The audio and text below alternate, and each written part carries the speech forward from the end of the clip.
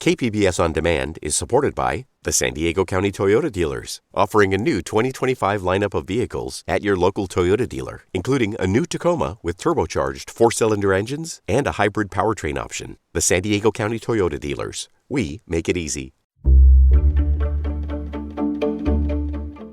Good morning, I'm Debbie Cruz. It's Wednesday, August 3rd. A mental health crisis in San Diego County. More on that next, but first, let's do the headlines.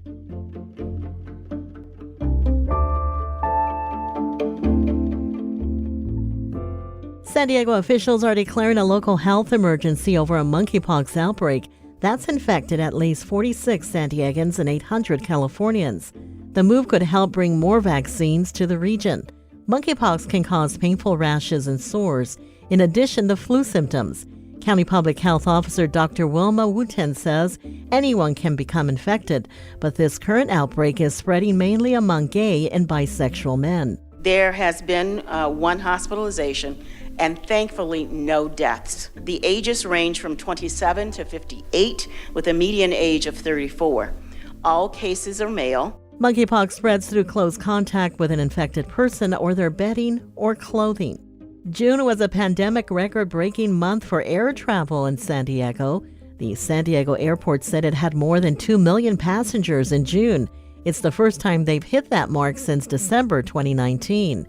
Airport officials say the increase of passengers is partly because of an increase in nonstop flights to domestic and international destinations. The Padres announced yesterday that they acquired all-star outfielder Juan Soto and first baseman Josh Bell from the Washington Nationals before the MLB trade deadline. Longtime Padres fans and San Marcos resident Tom Goad is confident Soto is going to thrive here in San Diego. The fans are the real key here, and they're going to turn out for him and the rest of the guys, for sure. The 23-year-old most recently won this year's Home Run Derby and comes to the Padres leading the majors with 91 walks. From KPBS, you're listening to San Diego News Now.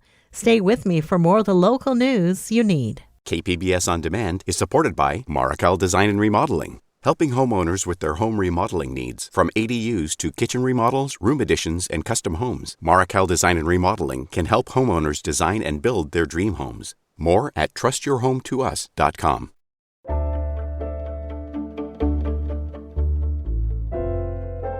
San Diego County officials say we're in the midst of a mental health crisis. Millions of dollars in additional funding is being allocated in this year's budget. KPBS health reporter Matt Hoffman looks at how some of the money is being spent. This is the new way to do crisis intervention work. Gone are the days where, you have to just call 911 for a mental health crisis. This is the new way of doing it. This is the new way to get people help in the community. Brianna Lane leads Telecare's mobile crisis response teams in San Diego County. Referred to as MCRT, teams with clinicians are being dispatched to mental health calls instead of police officers. And call volume has been going up month over month since expanding the program countywide. We will serve anyone and everyone. So we'll have a team that goes on a call to a very wealthy family who maybe one individual is struggling with passive suicidal thoughts, to then wrap that call up and go down to 12th and Imperial to someone who is unsheltered and is experiencing psychosis. Hi, I'm CRT. This is Michael. A Mission Valley hub acts as a dispatch center for the crisis response teams. If someone calls 911 now for a mental health emergency, these teams can respond instead. It's one piece of the county's efforts to turn the behavioral health system away from a crisis response to one that works similar to healthcare. That includes diverting people away from emergency services who might not need them. We see, huge numbers of people, disproportionate numbers of folks with behavioral health conditions showing up to emergency departments. Incredible work happens in emergency departments. There are amazing physicians and healthcare practitioners in emergency departments. But emergency departments are not designed to care for folks with behavioral health conditions. Luke Bergman oversees San Diego County's behavioral health services. This year's budget calls for a $70 million increase and 115 new positions. Part of that is to help create a continuum of care, which, like the health system, would have some type of middle ground or urgent care. That's what crisis stabilization units, or CSUs, are designed to do. Two recently opened in Vista and Oceanside, and there's plans for more over the next few years. It's designed to make people feel more at ease, to sort of cultivate a sense of connection between people who show up there and the care providers who are there. And all of that, like, stuff that happens at the instance of initial engagement is really significant to what happens farther along in the trajectory. These crisis stabilization centers are where many people contacted by the new MCRT teams end up going. How do we make sure that we're getting folks to the right level of a service in crisis, right? Not going to 911 if it's not life emergency, but going elsewhere where they can get that immediate help. Nick Mascione leads the county's Health and Human Services Agency. Our budget is approaching $3 billion. Nearly $1 billion of that is behavioral health services. Mascione says in his 25 years with the county, he's only seen the need for behavioral health services increase. Officials report we're seeing nationwide trends in San Diego County. Overdoses are up, as are rates of psychological distress. People of color and those with lower incomes are disproportionately impacted, and it's not just adults. The pandemic has caused a spike in mental health visits for kids. Officials want to be proactive and roll out a new program that will evaluate every student. We're going to start it in the middle school settings, screening every kid across all districts in this county in middle school settings. So we'll know, even if there's nothing that would suggest that they are at increased risk of behavioral health issues, we'll know. Hi, MCRT, this is Michael. Mobile crisis response teams are available 24/7 in San Diego County, and now people can call the national 988 crisis line to reach them too. Program operators say most referrals come in from third parties or police, but that's changing as more people become aware of the resource. With the call volume going up, it's definitely kind of told us that having an alternative to law enforcement for mental health crises is very much needed in San Diego. Matt Hoffman, KPBS News.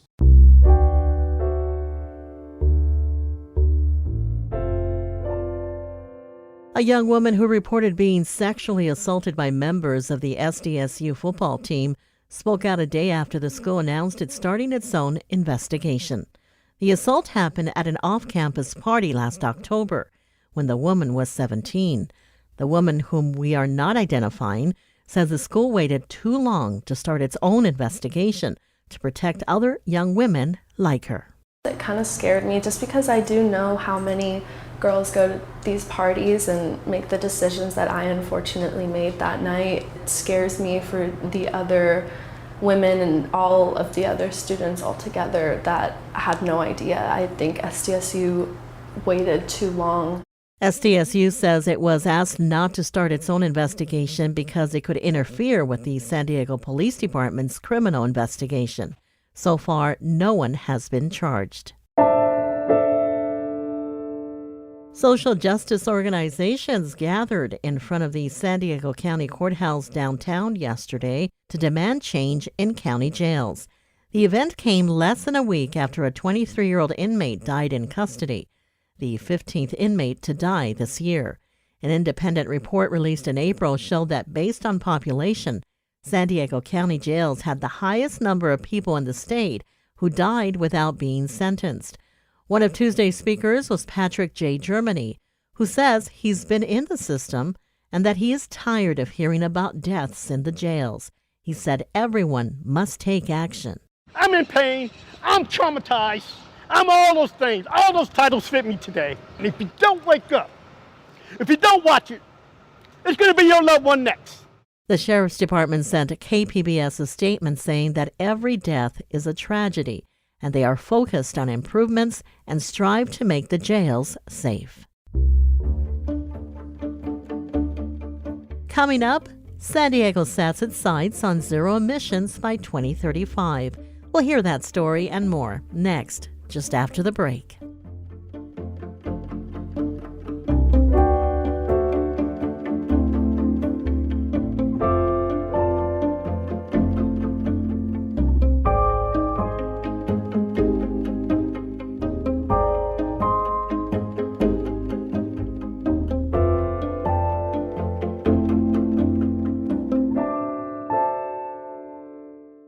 KPBS On Demand is supported by Paint Care, offering households and businesses in California more than 800 leftover paint drop-off sites for recycling. Quantities of 100-plus gallons of paint may qualify for a large volume pickup. Learn more at paintcare.org.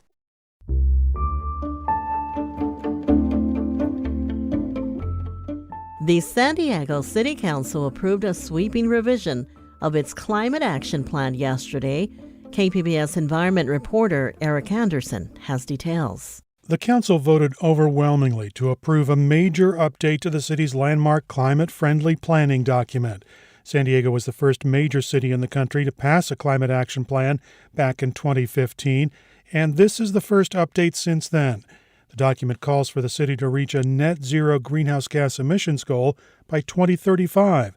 City Council President Sean Elo Rivera called the goals vital. We'd have food and water security. We'd have abundant trees and plant life. We'd have clean air in every neighborhood. With those ideas in mind, we have every reason to work as hard as possible to achieve those goals. The plan has more than 200 actionable steps to measure progress as the city moves toward the next review in 2027. Eric Anderson, KPBS News. On the national level, a deal has been made on the federal climate action bill set to be voted on in the Senate. After longtime holdout Senator Joe Manchin of West Virginia agreed to the package last week, Democrats are optimistic about its chances. The bill includes $369 billion in federal spending, various tax provisions, and a prescription drug price reduction initiative. And at its core, it is the first federal bill to set a carbon emissions reduction goal of 40% by 2030. Scott Peters represents San Diego in the House. He joined KPBS's Maureen Cavanaugh to talk more about the bill and how it might benefit San Diego.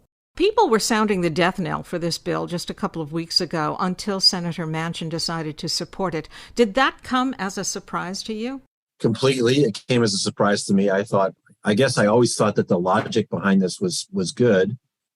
So I'm really happy with this progress. I would also caution that it's not a done deal yet. I sort of believe it when it gets 50 votes in the Senate. But what I see so far is very encouraging. It looks like every Republican senator will vote no on the bill. So can it pass with just Democrats voting for it in the Senate? Yes, because it's a reconciliation bill. It has to do with federal outlays and revenues. There's a mechanism you can use to pass it with a majority, which is 50 votes plus the vice president. So it can pass, and that's been the plan all along. Although I think some people saw it as had much bigger aspirations than this. It's still quite historic. What are the key elements to this climate and energy bill as you see it? Well, it's got clean energy tax credits for solar, wind, and storage. That's going to help deploy a lot more energy in San Diego and around the country. Billions of dollars for transmission to help clean energy move from where it's generated to where it needs to go. Money for ports, tax credits for carbon capture, utilization, and storage, and hydrogen that'll help decarbonize heavy industries. We got a sustainable aviation fuel credit so that planes can be cleaner. And our own algae industry in San Diego is excited about that. We've got wildfire and climate resilience money, tax credits for electric vehicles, and high efficiency electric appliance rebates. So it's kind of a across the board approach. It's, as you said, over $350 billion. It'll be the biggest climate investment that this country has made, maybe any country has made. Wow. So if it does pass in the Senate, will you be called back to Washington? Apparently, again, we're sort of waiting to see what happens. But I think this is not the kind of thing that the speaker will wait on. If we have the chance to vote on this, I think we'll all be taking another quick trip to Washington and getting this done. Now, you've been working on bipartisan climate action in the House. So do you think any Republican House members would support this bill? No, I don't think so. Just not because they're opposed to every aspect of it, although some of them might be. I think this has been a Democrat-only vehicle, sort of akin to the Trump tax cuts that were Republican-only. And one of the things I think we ought to just mention is that it does fix what I think were a lot of the defects in the Trump tax cut bill. It establishes a corporate minimum 15% tax so that corporations who are paying zero will pay something. It also cracks down on tax cheating, which is worth billions and billions of dollars to the federal budget. So I think there's some sensible tax provisions in as well that Republicans would not support. And as you mentioned, a drug pricing bill that I had did a lot of work on will generate somewhere between $250 and $300 billion savings for the country by allowing Medicare for the first time to negotiate drug prices with manufacturers. That was San Diego Congressman Scott Peters speaking with KPBS Midday Edition host Maureen Cavanaugh.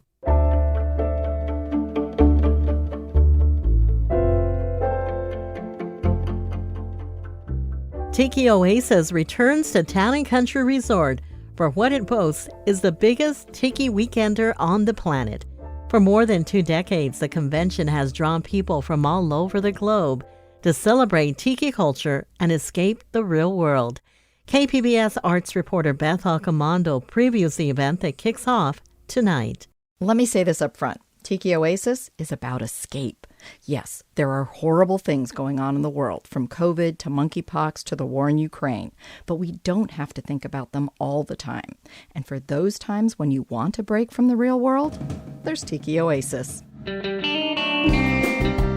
There's nothing too serious at Tiki Oasis, and I think that we've had a few serious years. Sassy Stiletto is Miss Tiki Oasis 2016. So it's really nice to kind of kick back with your friends, have a few drinks, and you get to hang up by the pool. It's like a vacation within a vacation. But Tiki Oasis acknowledges some of the criticism it's received. On Sunday, it's holding a free-to-attend seminar called Talking Tiki, presented by the Tiki Oasis Diversity and Inclusion Council. It'll address appropriation versus appreciation of cultures, as it discusses minority cultures, tiki culture, and mid-century Americana. Last year, Tiki Oasis returned from quarantine to celebrate its 20th year at the newly renovated Town & Country Resort, which boasts a lot of mid-century decor that Tiki Oasis revels in.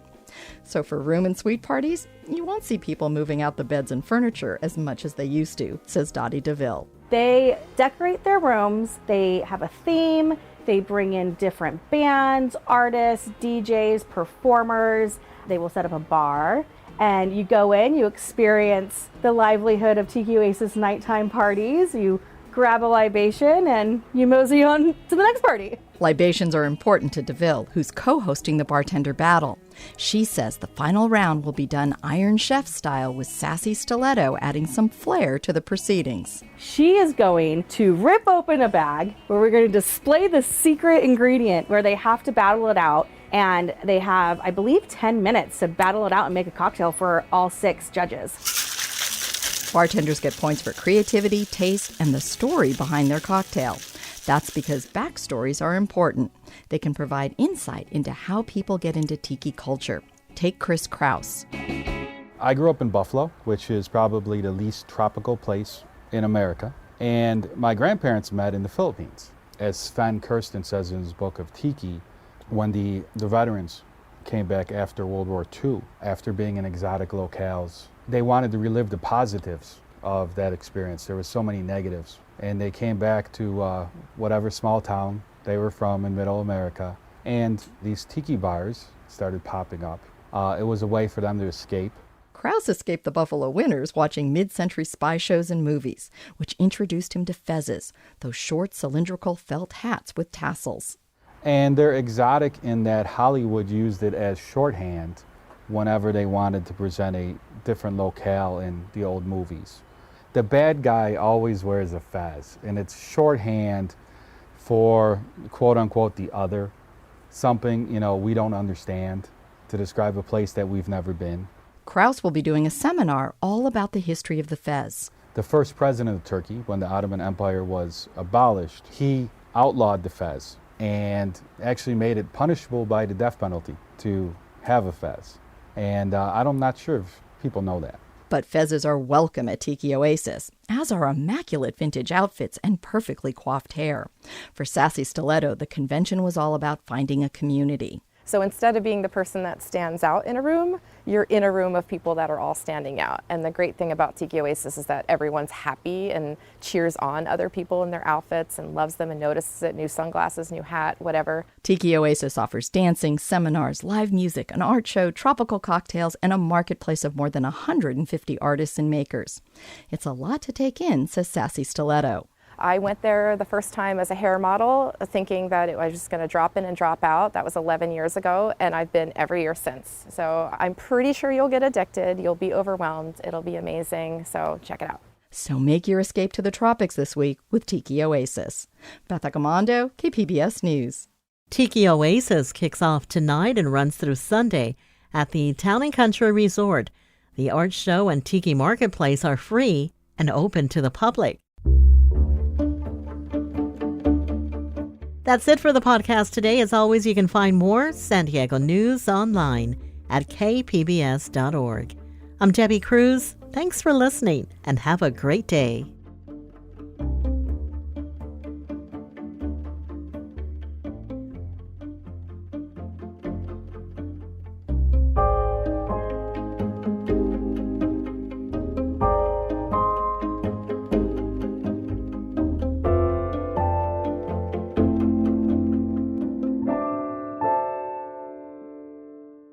KPBS On Demand is supported by Paint Care, offering households and businesses in California more than 800 leftover paint drop-off sites for recycling.